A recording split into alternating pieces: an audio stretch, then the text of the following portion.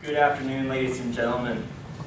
I'd like to thank you for the opportunity to meet with you today and discuss a topic that's very close to my heart, Toastmasters International. But before I begin, I'd like to ask some questions of the audience. Would anybody like to volunteer? Raise your hands. Don't raise them all at once. I've seen a couple hands. Cress. Thank you for volunteering. Cress, why do you think people are afraid of speaking in public?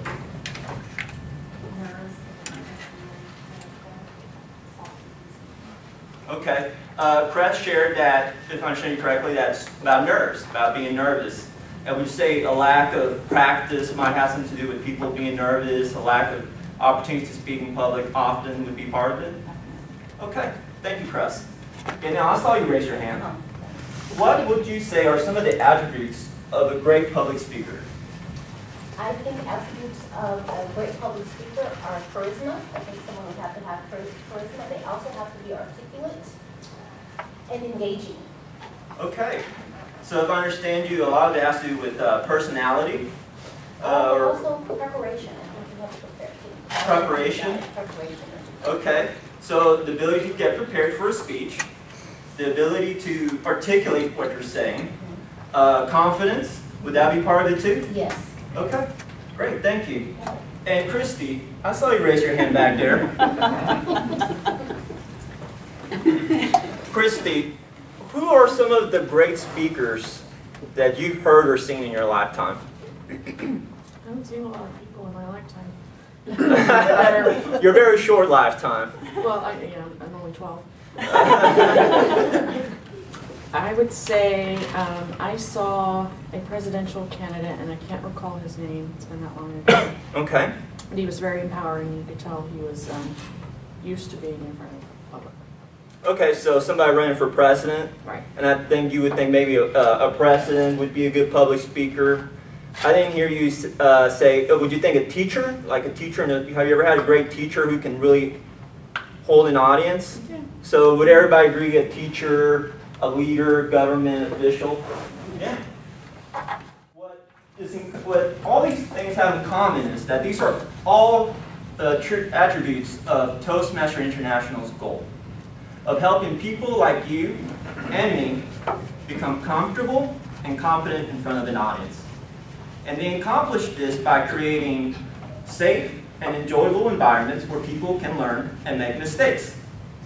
How is it safe? Well, everybody in the Toastmasters Club is starting in the same place, from scratch, learning how to speak in front of an audience. I'm a member of a corporate club, and in my club, it doesn't matter if you're a vice president, bless you, it doesn't matter if you're a vice president or a new hire, everybody's starting in the same place. And what makes it enjoyable is the stories that you hear and you get to share. You get to hear about people's families, their loved ones, the adventures they were in when they were in college, and things you would never imagine you'd hear from somebody. So what's those two things got in common? Again, the people, which goes back to the goal of Toastmasters, helping people like you and me become comfortable and confident in front of an audience. Now, I say enjoyable, and I want to bring a little bit of fun to today's meeting. Does everybody here know seeing Price is Right? Everybody knows the Showcase Showdown at the end? The basic rules Showcase Showdown is that you got to guess the price or the number of something. You can't go over, and if you're closest, you win. So I have some prices with me. I went to Whole Foods. Got some gourmet chocolate bars. How did it say? Cacao? If you're going to go Whole Foods, you got to say cacao. And what I like to start off is just with the premise of Price is Right, everybody just shout out an answer. I'm listening for the right one or the closest one. But if I said that Toastmasters started as one club in Santa Ana, California in 1924 in a YMCA, how many clubs would you guess there's in Toastmasters now? Shout it out. 10,000. 2,000. A million. You can't go over. So millions. I heard somebody say 10,000. Who said 10,000? $1. 10,000. You came closest to being correct. It's 12,500 clubs with 260,000 members. Okay, let's take another crack at this. How many countries do you think there's a Toastmaster club in? 50. 47. 50. 52. 60, 53? 70. I said 70? 63. 80. 70? 80? No, you said 60 first, didn't you? You didn't say we couldn't answer more than once. You can't go with somebody else's. Jenny, I'll count your 70. The actual answer is 116 countries. Thank you. Congratulations. That is pretty incredible. And finally, this one might be easy, so the first one who says it is right. What does this mean to somebody in this room? Just tell me, who does this? What show is it from? Star Trek. No. Star Trek. Mark for Mark. Oh, you know, maybe that was too easy. We had a hard time. Who thinks, honest system, who thinks they said Star Trek first? Well, you said Spock also. Now, if you had listened closely, I said who and what show. So thank you.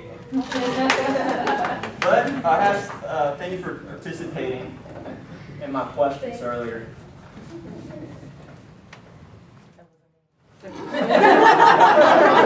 Sorry, Christy.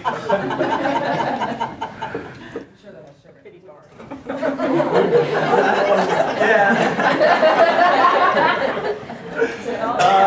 Eat them a little bit at a time and then never eat chocolate again. But it's amazing that you would agree 116 countries, Toastmasters is a global leader in helping people communicate. I would say so. And I want to share with you a quote, and I brought it because I want to read verbatim, because this is a very powerful story. It's about a Kenyan boy who went to a meeting. It wasn't a Toastmasters meeting, but he got to hear a Toastmaster member from a club in Kenya. And this is what he said after the meeting. He wrote that speaker a letter.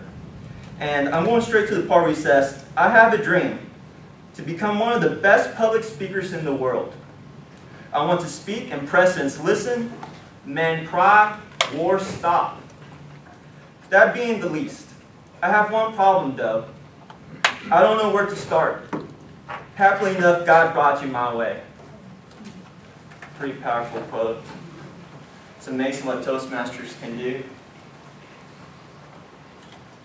In the introduction, Ganelle shared that I'm a member of Partners in Education. And what that is, I go to a middle school once a week on Fridays. And I get to share an hour with 4 6th grade boys. The teacher in that class has told me that 93% of the kids in that classroom will not pass the tax test to make it to high school. That 1 hour that I had to share with them was so valuable. To be somebody in their life, to share a powerful message about the importance of school and what you can do if you set your mind to it. And I'll tell you that the skills that I've learned in Toastmasters make that message come out clear. I couldn't have done it without Toastmasters, and I'm so grateful for it.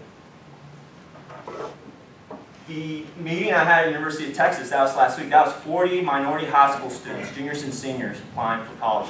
They're all there for an accounting camp. And I went in there trying to give them a speech, but I'm going to tell you, I actually learned more from them than I think they learned from me. These kids are amazing. I think when I was 17, all I cared about was sleeping and eating.